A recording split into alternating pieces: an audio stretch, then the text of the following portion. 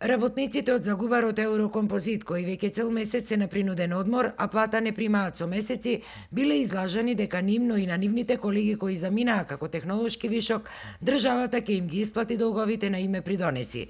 Ова денеска го изјави првиот синдикалец во компанијата по средбата со двајцата опозицијски прилепски пратеници, според кои во буџетот немало ставка од која можело да бидат исплатени овие пари, иако одлуката веќе излегла во службен весник.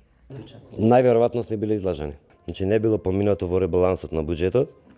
Значи било сето тоа лага и дека нема да бидат платени тие придонеси. Значи првин треба да се обезбедат средства од буџетот, па да се платат тие пари за да се реши проблемот. Представниците од синдикатот имаа средба и со лидерот на ВМРО ДПМН Христијан Мицкоски, од кого побараа тој да ургира во Министерството за внатрешни работи, односно до техничкиот министер Наке Чулев, за на компанијата да и биде исплатен долгот од 1.600.000 денари, пари кои ова министерство му ги должело на Еврокомпозит, како би се обезбедиле работа за наредниот период.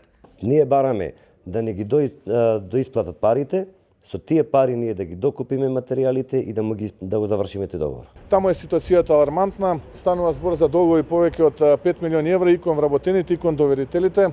Од сето она кое што го слушнавме ќе се обидеме да извлечеме решение кое што ќе биде долгорочни. Инаку, еврокомпозитовци, освен што со месеци немаат работа, тие се уште земаат за останати делови од плати за минатите години, а додека за цела 2019 немаат земено ни денар. Од четвртокот во фабриката е исклучена и струјата, а на 64-цата работници продолжени им се решенијата за принуден одмор на уште еден месец.